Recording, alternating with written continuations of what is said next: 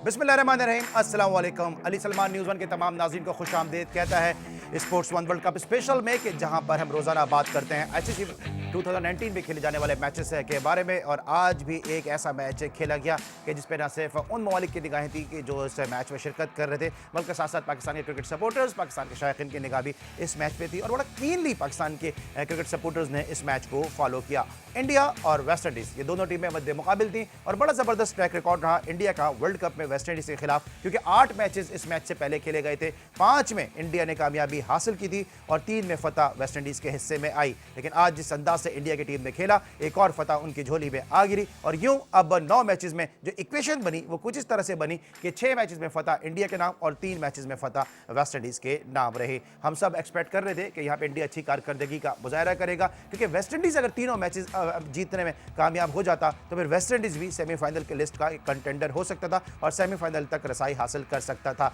लेकिन इंडिया की टीम ने आज आउट क्लास किया वेस्ट इंडीज़ को खेल के हर शोबे में और इस मैच में 125 रन से कामयाबी हासिल की। मैच की समरी पे निगाह डालते हैं कि क्या हुआ इस मैच में। बड़ी ज़बरदस्त इनिंग खेली विराट कोहली ने और चौथी मुसलसल सेंचुरी आईसीसी वर्ल्ड कप 2019 में वो स्कोर करने में कामयाब हुए। 72 रन की इनिंग रही विराट कोहली की जानिब से। इसके अलावा महेंद्र सिंह धोनी ने 56 रन की नॉट आउट इनिंग खेली। महज 61 गेंदों का उन्होंने सामना किया। हार्दिक पांड्या ने 46 रन की इनिंग खेली और राहुल भी 48 रन की इनिंग खेलने में कामयाब रहे। अगर बॉलिंग कार्ड पे निगाह डालें तो केएम रोच ने 3 विकेटें हासिल की। 2 विकेटें हासिल करने में कॉटरेल कामयाब रहे। इसके साथ साथ 2 विकेटें होल्डर के भी हिस्से में आई। और जवाब में वेस्ट इंडीज की टीम, जिसको 269 रन का हदफ दरकार था इस मैच में कामयाबी के लिए, महज 34.2 ओवर्स के खेल के बाद 143 रन में हिम्मत हार गई। नुमाया बैट्समैन रहे 31 रन की इनिंग खेलने वाले बैट्समैन सुनील एम्ब्रिस के, जिनको आंद्रे रसल के कवरअप के तौर पर शामिल किया गया। और इस तरह यहाँ पे 125 रन के बड़े मार्जिन से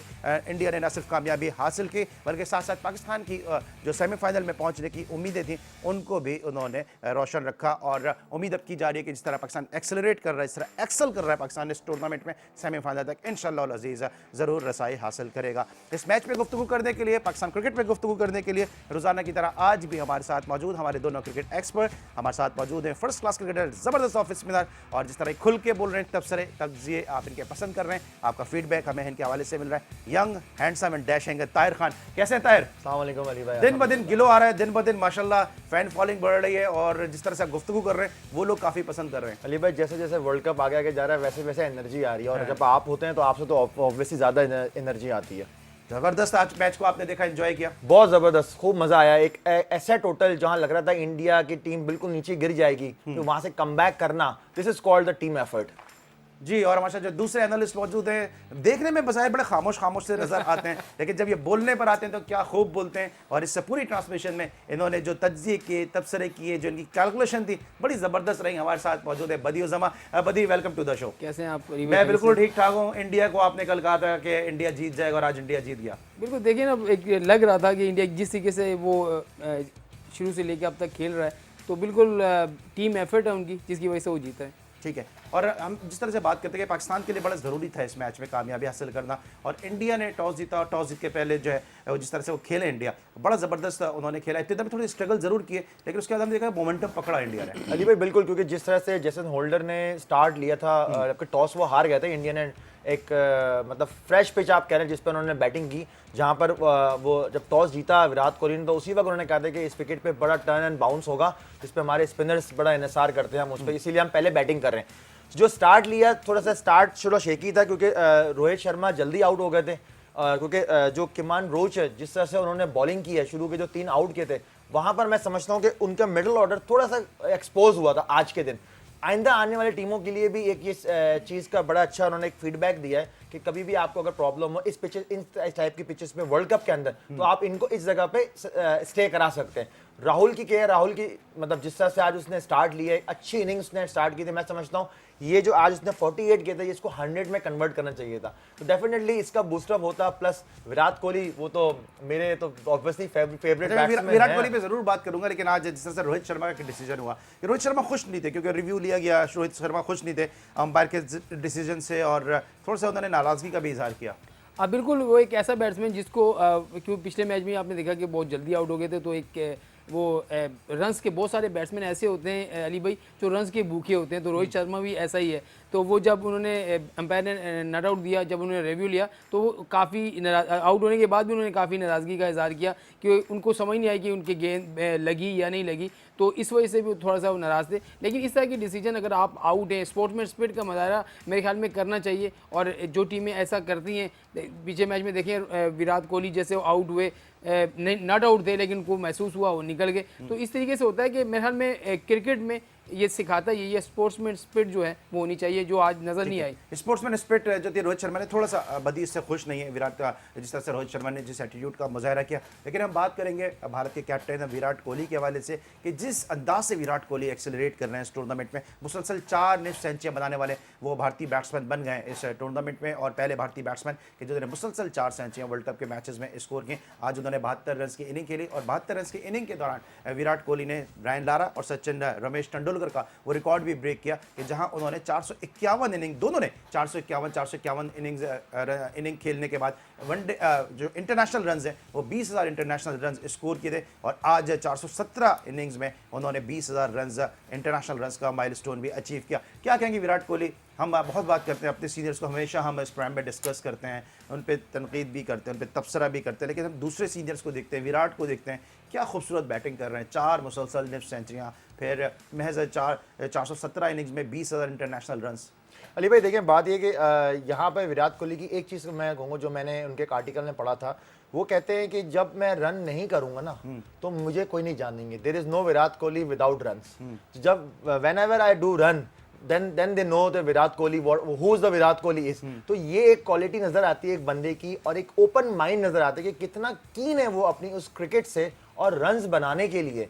यहाँ पर क्या होता है, अच्छा हम यहाँ बोलते हैं, हम लोग बहुत क्रिटिसाइज करते हैं अली भाई, इंडिया में बहुत ज्यादा, हमसे ज्यादा क्रिटिसाइज किया जाता है प्लेयरों को, लेकिन उनको वहां बाकायदा एक ट्रेनिंग दी जाती है, थ्रू प्रोसेस से वो निकाला जाता है उनको कि जी मीडिया को किस तरह से आपने हैंडल करना है, अगर सिचुएशन आपकी खराब हो तो कैसे। तो Virat Kohli one of them जो अंडर 16 के लेवल से उस स्टेप बाय स्टेप प्रोसेस के जरिए आया, तो वो इतना ज्यादा, फिर वो जब वो आया था उस वक्त तेंदुलकर टीम में थे, आपका सौरव गंगोली टीम में थे, आप धोनी वहां पर मौजूद थे, इवन युवराज सिंह वहां मौजूद थे, मतलब he is the youngest one. उसको बाकायदा पॉलिश किया गया। तो ये पॉलिश होने के बाद जो आज हम से उनको रॉयल चैलेंजर बेंगलोर में खिलाया गया और उनको जिम्मेदारियां दी गई, उनको पॉइंट, मुझे याद है कि इब्तिदा में जब आए थे उनको पॉइंट पे खड़ा रखते थे, और जिस तरह से उनको ग्रूम किया गया एज ए कैप्टन। तो प्लेयर डेवलपमेंट इस तरह से होती है। एग्जैक्टली अली भाई देखिए, पॉजिटिव डेवलपमेंट नजर आ रही है आपको। अगर वो जो फील्ड में एरोगेंट टाइप का नजर आ रहे हैं, ओवर एग्रेशन नजर, देखिए he is there to win the game.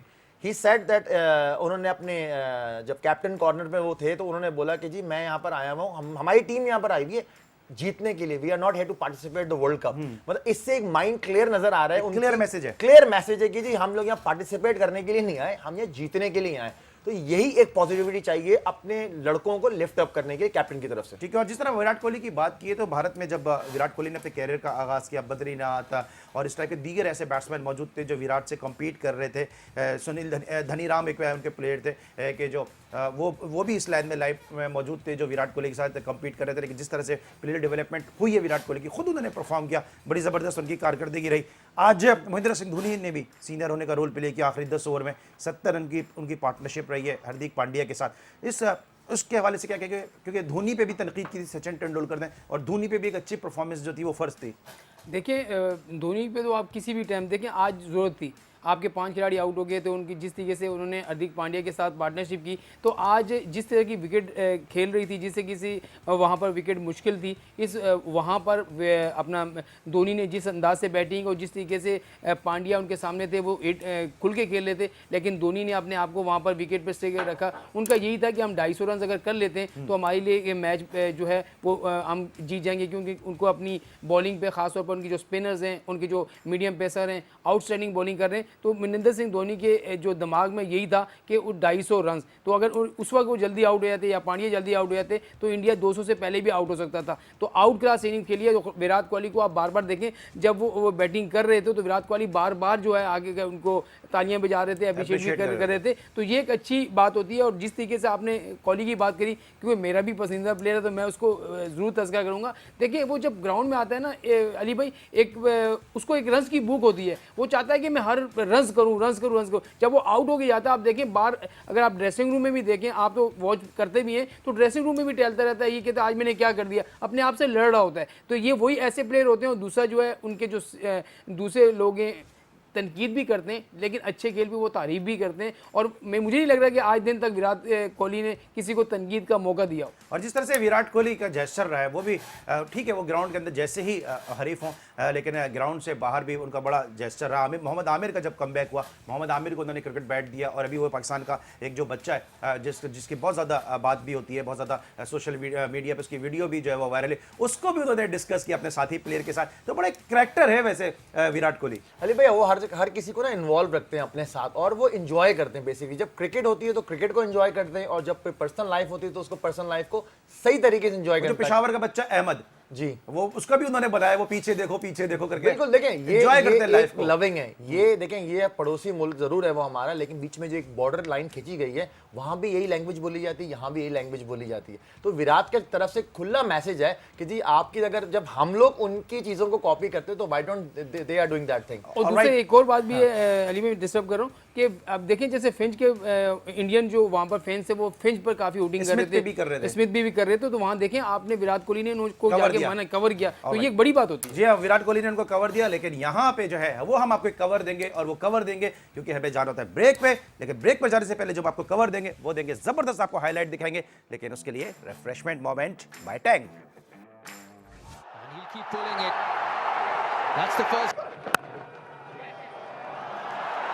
Nicely timed this time. Too full, and once it gets past the infield.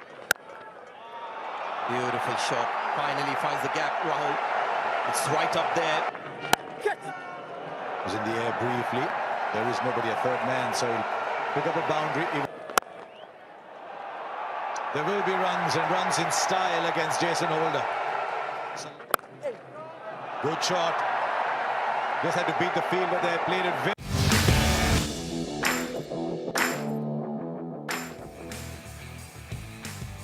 Welcome back after the break. आप देख रहे हैं sports one world cup special, और हम बात कर रहे हैं India versus West Indies match के बारे में, कि जहां पर आज इंडिया ने वेस्ट इंडीज की टीम को 125 रन के एक बड़े मार्जिन से शिकस्त दी। ये वनडे इंटरनेशनल हिस्ट्री में इंडिया की वेस्ट इंडीज के खिलाफ रन के एतबार से 5वीं बड़ी फतह है, जबकि वर्ल्ड कप में ये इंडिया की वेस्ट इंडीज के खिलाफ सबसे बड़ी फतह है। इससे पहले इंडिया ने रन के एतबार से वेस्ट इंडीज को 80 रन से शिकस्त दी थी 2011 में चेन्नई में, और यहाँ पे अपने रिकॉर्ड को बेहतर बनाया इस मैच में कामयाबी के साथ। ताहिर, अब हम बात करें इंडिया की बैटिंग को हम डिस्कस कर रहे हैं। जो ऑलराउंडर मिला हार्दिक पांड्या, इब्तिदा में हमने देखा उनका ज़्यादा पेस नहीं था, लेकिन वक्त के साथ साथ उनको भी डेवलप किया गया। आज भी हार्दिक पांड्या ने जब जब उन पर जिम्मेदारी पड़ती है वो बड़ी अच्छी इनिंग खेलते हैं, और आज भी हार्दिक ने बड़ा अच्छा साथ निभाया, 40 रन आउट की इनिंग खेली, और धोनी के साथ एक अच्छा स्टैंड फराम किया। अली भाई यही, क्योंकि क्वालिटी आपको नजर आनी शुरू हो गई हार्दिक पांड्या में, क्योंकि आप अगर देखें थोड़ा पीछे जाएं चैंपियंस ट्रॉफी के अंदर, तो उस वक्त हार्दिक पांड्या से वो डिलीवर नहीं हो पा रहा था, जबकि उस वक्त भी हमें लग रहा था कि हाँ यार ये हार्ड हिटर हैं, मतलब डाउन दी ऑर्डर में। फाइनल में पाकिस्तान के खिलाफ तो बड़ा अच्छा खेले। एग्जैक्टली डाउन दी ऑर्डर, क्योंकि हार्ड हिटर वो एक अपने आप को मनवा सकते हैं बीइंग अ गुड ऑलराउंडर, लेकिन जब लास्ट 2 साल के अंदर जब उन्होंने अपनी लीग्स खेली और फिर डिफरेंट लीग्स खेलने गए, वहां फिर वो पॉलिश होना शुरू हुए, और फिर एक आपको जिम्मेदारी जब दी जाती है कि जी you are the leader as a allrounder जो टेल को संभालेगा, तो वो एक क्लास उनकी नजर आई है। और आज आप इस पूरे वर्ल्ड कप में आप देखें, जब उनको हिटिंग का टाइम शुरू होता है उनका, तो वो बिल्कुल क्रीज के अंदर चले जाते हैं, मतलब he stay on the back foot, he ready for the short ball और यॉर्कर्स के लिए, मतलब उन्होंने इस चीज की इतनी प्रैक्टिस की हुई है कि वो हिट विकेट नहीं होते। तो यही एक क्लास नजर आती है एक प्लेयर की अपने आप को किस तरह डेवलप कर रहा है। हम बात करें हार्दिक पांड्या के हवाले से, भारत के लिए बड़ी उनकी उम्दा कारकर्दगी, बैट और बॉल दोनों शोबों में, फील्डिंग भी काफी बेहतर कर लेते हैं, लेकिन उसके बावजूद आपको याद होगा कि जब भारत के एक टीवी शो में उन्होंने गैर मुनासिब कमेंट दिए थे, उसके बाद उनको टूर पे भी सिलेक्ट नहीं किया गया था। एक बड़ा अच्छा क्लियर मैसेज दिया गया था कि टीम से बढ़ के कोई भी नहीं है, मुल्क से बढ़ के कोई भी नहीं है। बदी जिस तरह से वैल्यूएबल प्लेयर हैं, जिस तरह से स्ट्रेंथन करते हैं टीम को, लोअर ऑर्डर में आके बैटिंग भी अच्छी करते हैं, जब स्लो खेलने की जरूरत होती है तो इनिंग को लेके भी चलते हैं, जब तेज खेलने की कोशिश होती है तो रन भी स्कोर करते हैं, आउट भी करके देते हैं। लेकिन उसके बावजूद उनको एक तरीके से शटअप कॉल दी गई थी कि आप ज़रा अपनी परफॉर्मेंस पे ध्यान दें और अपने जो अल्फाज हैं उनको मुनासिब चुनाव करें। बिल्कुल इस वक्त इंडियन क्रिकेट बोर्ड का बहुत ज़बरदस्त फैसला था कि इस तरह की हरकतें जो है वो नहीं चलेंगी, क्योंकि आप एक प्रोफेशनल प्लेयर हैं और आपने पूरी दुनिया में एक मुल्क की नुमाइंदगी करनी होती है। तो इससे ना सिर्फ टीम पर बुरा असर पड़ता है बल्कि मुल्क पर भी ऐसी बहुत सारी बातें होती हैं। तो वहाँ पर जो इंडियन क्रिकेट बोर्ड का फैसला था बहुत ज़बरदस्त फैसला था कि चाहे आप कितने भी बड़े प्लेयर हों, जैसा ऑस्ट्रेलिया ने वार्नर और स्मिथ को बाहर करके किया, आप कितने भी बड़े प्लेयर हों, गलत हरकत करेंगे तो आपको सजा। फ्लिंटॉफ को हटा दिया था, फ्लिंटॉफ को हटा दिया था। उसके अलावा आप पीटरसन को देखें कितना वो था। तो जितनी भी ऐसी साइमन, बड़ी मिसालें आपके बोलने से याद आ रहा है। बड़ी मिसालें। तो अगर आप ऐसी हरकत करेंगे जिससे मुल्क की बदनामी होगी तो इस पर कोई कॉम्प्रोमाइज़ नहीं है। ये बहुत अच्छा फैसला था। दूसरा, पांड्या की जो आप बात कर रहे हैं, मेरे ख्याल में आप देखें अब 4 नंबर पे उसने बैटिंग की है, 5 पे भी की है, 6, 7 पे भी कर रहा है। तो जहाँ जहाँ उसको जो भी रोल मिल रहा है अली भाई वो उसको निभा रहा है और मेरे ख्याल में वो बहुत अच्छी बैटिंग भी कर रहा है। हम उसको कह रहे हैं ऑलराउंडर। मुझे लग रहा है कि उसके पास जो बॉलिंग है, बॉलिंग से बेहतर उसकी मुझे बैटिंग लगती है, क्योंकि बॉलिंग में तो आगे अभी देखें आज भी उससे 5 ओवर का है, जब ज़रूरत पड़ती है तो उनको वो बीच में लाते हैं 6-7 ओवर का लिए, वरना उनके पास क्योंकि बॉलर ऐसे हैं कि वो पहले ही ओवर निकाल देते हैं। तो मेरे ख्याल में one of the best allrounder, जैसे पाकिस्तान के पास अब्दुल रज़ाक था, इनके पास ये पांड्या इनको मिला है। ठीक है, पांड्या के वाले से बात की, आपको क्या लगता है कि अब इंडिया को जिस तरह से इन्होंने भी बात कर दी, वही मैं सवाल करने वाला था कि अजहर महमूद या अब्दुल रज़ाक जैसा ऑलराउंडर या कपिल देव टाइप का वहाँ तक पहुँचना भी थोड़ा मुश्किल है, क्योंकि कपिल देव एक लेजेंड थे, लेकिन क्या आपको ऐसा लगता है कि ऐसा ऑलराउंडर मिल गया कि ज़्यादा अरसे तक इंडिया को जो है वो सर्व कर सकेगा? अली भाई एक चीज़ तो क्लियर हो गई कि जो ऑलराउंडर ये मिसिंग कर रहे थे पिछले 3-4 साल से, वो एक ब्लैंक एरिया था वो फिल होना शुरू हो गया। अच्छा, प्लस साथ साथ फिर जो अपनी लीग्स खेल रहे हैं, जो डोमेस्टिक क्रिकेट हो रही है, तो वो एक चीज़ उनको इंडिकेशन मिलनी शुरू हो गई है डोमेस्टिक क्रिकेट में भी कि जब ऑलराउंडर्स की भी कदर आनी शुरू हो गई है इंटरनेशनल क्रिकेट में। तो यही एक क्लास चीज़ होती है कि यहाँ पर बाकायदा मैनेजमेंट को उनको हमें सराहना चाहिए कि जो उस प्लेयर को जो एज अ बॉलर आया था उसको अब एज अ बैट्समैन वो डेवलप कर रहे हैं। जब उसको पावर हिटिंग की जरूरत होती है तो वो पावर हिटिंग करता है आगे, जब उसको विकेट पे स्टे करना होता है वो विकेट पे स्टे भी करता है। तो यही एक क्लास होती है, नजर आ रही है, आगे चल के ये कुछ ना कुछ तो करेगा। जी हाँ, और अब बात कर लेते हैं वेस्ट इंडीज की बॉलिंग की, जहाँ पे आज कैमरन रोच ने एक मरतबा फिर बड़ी उम्दा बॉलिंग की, 10 ओवर्स किए, 36 रन दिए और 3 विकेटें हासिल की। बदी कैमरन रोच हम देख रहे हैं कि तने तरह जो है हर मैच में अपनी पेस से, अपनी बॉलिंग से, कॉर्ट्रेल के साथ, ठीक है उनका साथ मिलता ज़रूर है, लेकिन कैमरन रोच एक वाज़ेह फ़र्क नज़र आते हैं वेस्ट इंडीज़ की बॉलिंग में। बिल्कुल, बहुत ज़बरदस्त आउटस्टैंडिंग बॉलिंग, और जिस तरीके से आज उन्होंने इंडियन बैट्समैनों को परेशान किया, one of the best side है इंडिया की बैटिंग में इस वक्त। और 10 ओवर में 36 रन दिए, उसके बाद 3 आउट किए। उसके जो दूसरे बॉलर हैं कंट्रोल, वो भी बहुत ज़बरदस्त, कॉर्ट्रेल जो है बहुत ज़बरदस्त बॉलिंग कर रहे हैं। पीछे मैचेस में उनकी कारकर्दगी की, वेस्ट इंडीज़ की बॉलिंग, इसमें कोई शक नहीं है कि बहुत अच्छी बॉलिंग कर रहे हैं।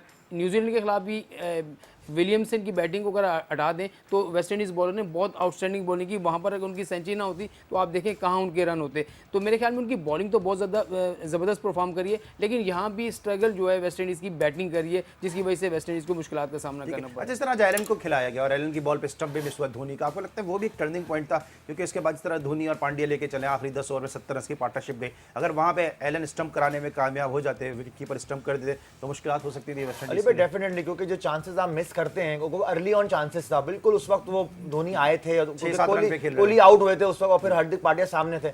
तो डेफिनेटली जब आपका मेन प्लेयर जो इतना सीनियर कैंपेन जब आप उसका मिस करते हैं तो फिर वो चीज़ नज़र आती है। आज भी नज़र आई, जैसे कल की हम बात करें जब बाबर आजम का कॉट बैंड छूटा, फिर उसने पूरा फिनिश किया। तो यही एक क्लास होती है कि आपको गलती का मौका देना ही नहीं है किसी दूसरे, और खासतौर पर उन प्लेयरों को जो इतना एक्सपीरियंस रखते हैं। ठीक है, क्रिस गेल के लिए क्या कहेंगे? जैसे पाकिस्तान के सीनियर मायूस कर रहे हैं, इस तरह क्रिस गेल भी काफ़ी मायूस कर रहे हैं। बिल्कुल, देखिए जिस तरह से क्रिस गेल के बारे में मशहूर है कि वो वन मैन शो है, लेकिन इस पूरे वर्ल्ड कप में सिवाय एक इनिंग के एज सच कोई नज़र नहीं आया, क्योंकि न्यूजीलैंड के खिलाफ उन्होंने 72 किए थे, उसके अलावा कोई ऐसी उनकी इनिंग्स नज़र नहीं आई। वो वही अपने फ्रेम ऑफ माइंड में खेलते हैं, क्योंकि सबको पता है कि यार जब ये शुरू होते तो होते हैं, लेकिन जब अर्ली ऑन हमेशा उनको देखेगा इस वर्ल्ड कप में कि वो स्ट्रगल करते हुए नजर। ठीक है, और अब एक ओपनर से ज़रा दूसरे ओपनर की हम बात भी करेंगे, लेकिन कॉलर इस वक्त मेरे साथ टेलीफोन लाइन पे मौजूद हैं, इनको खुशामदीद कहेंगे। अस्सलाम वालेकुम। अस्सलाम वालेकुम सर, क्या हाल है? ठीक हो, खैरियत से हो आप सब लोग? मैं बिल्कुल ठीक हूँ जी, अपना तारुफ कराइएगा प्लीज़। सर मेरा नाम एहसान है और मैं कराची से बात कर रहा हूँ, फिडेल्फी एरिया से। जी एहसान साहब, welcome to the show. Sir मेरा सवाल ये है कि सरफराज अहमद से मुझे थोड़ी सी एक शिकायत है, वो ये कि जब भी बॉल थर्ड मैन और फाइनल की तरफ जाती है वो अपनी विकेट कीपिंग एंड पे बॉल पकड़ने फौरन क्यों नहीं आते? लास्ट मैच में भी आपने रन आउट देखा कि उन्होंने जो है वो पीछे बैक से आके जो है वो रन आउट किया, वो अपनी जगह पे मौजूद नहीं थे। ठीक है, इससे पहले भी पाकिस्तान इंडिया के मैच में विराट कोहली ने थर्ड मैन पे रन शॉट मारा और 2 रन आसानी से रनबाजी है, मतलब सरफराज अहमद जो है वो अपनी जगह पे नहीं ठीक है, आते। और कोई सवाल करेंगे? ताहिर से पूछते हैं, काफी क्रिकेट इन्होंने सरफराज के साथ खेली है, इसे जरूर पूछेंगे आपके इस सवाल का जवाब। कोई और सवाल करेंगे? सर ताहिर भाई का तो मैं बहुत बड़ा फ्रेंड हूँ, माशाल्लाह पीआईए से इनको देखता हुआ आ रहा हूँ, और इनकी जो दूसरा बॉल थी वो मुझे आज तक याद है, जो ये कायदे ट्रॉफी में करते थे। ठीक है, आप अकेले फैन नहीं, हम भी इनके फैन हैं। क्या क्या बॉलर थे, और माशाल्लाह कितनी जबरदस्त गुफ्तगू करते हैं। भाई जवाब दें, क्या कहते हैं? थैंक यू वेरी मच एहसान भाई फॉर योर काइंड वर्ड्स। देखिए सरफराज की बात बहुत वैलिड पॉइंट है, हम लोग भी डिस्कस कर रहे थे, इवन कमेंटेटर्स ने भी डिस्कस किया है कि जी ये पिच पे नहीं आते हैं। बात वही है कि धोनी का भी ये, धोनी फ्लिक करते हैं, लेकिन फ्लिक में और आने में बड़ा फर्क होता है। कल जिस तरह से उसने फ्लिक किया सरफराज ने, ठीक है वो लग गई, अगर वो नहीं लगती तो वो आपका वो मेन वहां खड़ा होता प्लेयर। तो यही ये ऐसी जरूरत है कि ये मैं समझता हूँ कि सरफराज खुद भी रियलाइज करेगा आगे चल के ये मिस्टेक ना करे। ठीक है, आगे चल के मिस्टेक ना करें। लेकिन मैं बात कर रहा था कॉलर के आने से पहले, एहसान साहब के आने से पहले, एक ओपनर की, और एक ओपनर की बात, एक ओपनर से बेहतर कौन कर सकता है? सुनील एम्ब्रेस बदी, उनको खिलाया गया, उन्होंने 31 रन की इनिंग खेली, और आंद्रे रसल के कवर अप के तौर पे वो खेले। आपको लगता है पहले इनको ले लेना चाहिए था, क्योंकि जिस तरह से आज वो खेलें तो फर्स्ट चॉइस बन सकते थे? बिल्कुल, आंद्रे रसल के इनको पहले से ही मालूम था कि वो फिट नहीं है, क्योंकि आईपीएल के जब पाकिस्तान से लीग खेलने आए उस वक्त भी वो थोड़ा सा फिट नहीं थे। आईपीएल खेलने के वहाँ भी जो लास्ट के मैचेस थे उसमें उनकी फिटनेस थोड़ी सी प्रॉब्लम हो गई थी। तो मेरे ख्याल में इनको पहले ले लेते तो ये सेट हो जाते और एक मुकम्मल बैट्समैन जो है वो मिल जाता वेस्ट इंडीज़ को, जो आगे जाके स्ट्रगल नहीं करता। तो लेकिन आज उन्होंने 31 रन की जो इनिंग्स खेली है, ज़बरदस्त इनिंग्स खेली है, लेकिन अब वही मसला है कि जब आपकी बैटिंग स्ट्रगल कर रही हो तो दूसरा बैट्समैन भी जो है वो थोड़ा सा प्रेशर में आ जाता है। तो मेरे ख्याल में इनको अगर पहले से ही वर्ल्ड कप में ले लिया था तो ये ज़्यादा फायदा होता है वेस्ट इंडीज। अच्छा, एक बड़ा अजीब सा मैं आपसे सवाल करने जा रहा हूँ, शायद आपको बड़ा अजीब सा ये सवाल लगे, लेकिन चूंकि मेरे जहन में, तो आपसे पूछूंगा मैं। आंद्रे रसल को नी इंजरी है, लेकिन आपने देखा होगा, बदी ने ऑब्जर्व किया होगा कि वो दो मुख्तलिफ जूते पहन के खेलते नजर आते हैं। ये कितना आप इसका फर्क पड़ता है कि आप एक पाँव आपका जो दूसरे डिजाइन का हो, दूसरे पाँव का जूता जो है वो आपके दूसरे डिजाइन का हो, जब आप इंजरी भी कैरी कर रहे हैं? आपको नहीं लगता कि फिजियो को या वेस्ट इंडीज की मैनेजमेंट के सवाल से जरूर बात करनी चाहिए, या आप समझते हैं कि दोनों जूते अगर एक साइज के तो ठीक है? अली भाई देखिए, कुछ चीज़ ऐसी होती है जब आप बीइंग अ प्रोसेस डॉक्टर्स के थ्रू गुजरते हैं, तो ये हमारे फर्स्ट क्लास में भी कई दफ़ा हुआ है, हमने खुद नोट भी किया है। बाज़ दफ़ा फिजियोथेरेपिस्ट अलाउ करते हैं आपको कि जी आपको इसमें कंफर्टेबल है, आप इसको कैरी आउट करें। ये क्योंकि आपका ज़्यादा प्रेशर नहीं लगता। जैसे आंद्रे रसल फ्रंट फुट है तो उसका लेफ्ट पैर पे ज़्यादा प्रॉब्लम आती है, तो लेफ्ट पैर को हमेशा वो आपको शूज़ दिया जाता है जो आप कंफर्टेबल हैं। तो इसी तरह से, क्योंकि हो सकता है एक ही कलर के देने में क्या मजा है? बाज़ दफ़ा प्रॉब्लम ये आती है कि जब आपका मतलब इनवर्ड आपका पैर गिर रहा है या आउटवर्ड पैर गिर रहा है, तो ये एक प्रॉब्लम आती है। और ये आंद्रे रसल के साथ ये अभी से नहीं, अली भाई पिछले 4 साल से उसके साथ ये प्रॉब्लम आ रही है, और इसी तरह के जूते पहनना, क्योंकि मैं खुद उसके साथ खेला हूँ। तो हमने भी यही सवाल किया था उससे कि यार ये दोनों different. Then he said to me कि जी मेरे फिजियो ने अलाउ किया। और वहां तो जूता छुपाई भी नहीं होती है, किसी ने एक जूता छुपा लिया तो दूसरा पहन रहे हो।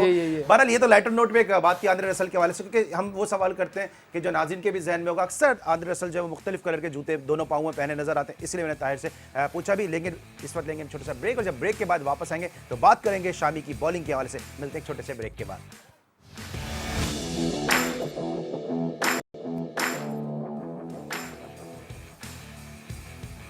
Welcome back after the break. आप देख रहे हैं sports one world cup special, और हम बात कर रहे हैं India versus West Indies match के बारे में, कि जहां पर हमने पूरी इंडिया की बैटिंग को डिस्कस किया, वेस्ट इंडीज की बॉलिंग को डिस्कस किया। अब बात करेंगे हम शामी अहमद के हवाले से, कि जिनको डेवलप करने में वसीम अकरम को बड़ा रोल है, क्योंकि जब वो कोलकाता नाइट राइडर के बॉलिंग कंसल्टेंट थे तो शामी को वहां पर उन्होंने काफ़ी ज़्यादा गाइड किया। गुज़िश्ता मैच में शामी ने हैट्रिक स्कोर की, और आज इस मैच में 4 विकेटें शामी ने हासिल की। क्या क्या बदी शामी की जिनकी जगह नहीं बन रही थी, भुवनेश्वर अनफिट हुए, शामी आए वो रन्स कर रहे हैं, शेखर धवन अनफिट हुए, राहुल आए वो रन्स कर रहे हैं, तो बड़ा बेंच स्ट्रेंथ बड़ा अच्छा है भारत का। बिल्कुल यही है। देखिए, एक ऐसा बॉलर जो आपका विकेट टेकर है वो बाहर बैठा हुआ है, और अगर भुवनेश्वर कुमार जो है इस वक्त इनफिट नहीं होते तो इनको चांस भी नहीं मिलता, मुझे लग रहा है वही खेल रहे होते। लेकिन इनको चांस मिला, इन्होंने अवेल किया, और पीछे मैच में देखिए पहले ही मैच में आके हैट्रिक की, और आज उन्होंने जो है सिर्फ मेरे ख्याल में 16 रन दे के 4 आउट किए। अगर उनको उस वक्त जब ये बॉलिंग 3 आउट कर चुके थे, अगर उनको कप्तान ना हटाते तो मेरे ख्याल में ये आज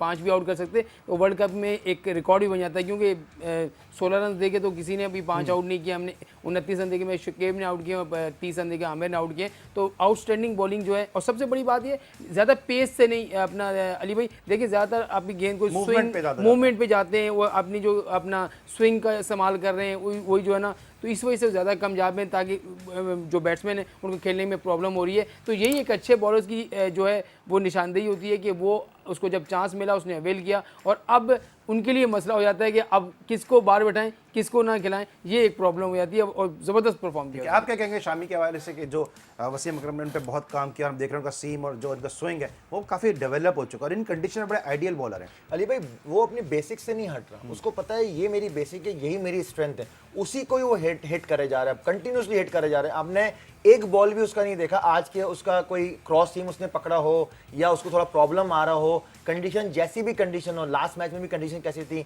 इस मैच में भी कंडीशंस कैसी थी, उसने अपना बेसिक को अपना स्ट्रेंथ बना लिया है। उसने कहा कि with in a wickets, with in a stumps मैंने बॉल करनी है, मुझे वहीं से फायदा मिलेगा। तो ये आज डेफिनेटली जो आज उसने 4 आउट किए, बूस्टअप इनको भी मिलेगा, और इंडियन बॉलिंग को जो कि अटैकर हैं और शुरू में आउट कर रहे हैं, तो स्ट्राइकर हैं बेसिकली, इंडिया स्ट्राइकर हैं बेसिकली। लेकिन साथ साथ कुछ अर्से पहले हमारे साथ नीरज मौजूद थे, उन्होंने कहा कि जो जिस तरह 2 Ws की जोड़ी है, 3 Ws की वेस्ट इंडियन बैट्समैन की जोड़ी थी, इस तरह जो दोनों स्पिनर्स हैं कुलदीप और चाहल, इन दोनों को मिला के भारत में प्यार से कुलचा कहा जाता है। तो आज चाहल ने भी 2 आउट किए। मैं ज़रूर पूछूंगा ताहिर से, जो खुद भी बड़े ज़बरदस्त स्पिनर है, लेकिन कॉलर ने मुझे ज्वाइन किया इस्लामाबाद से। अस्सलाम वालेकुम।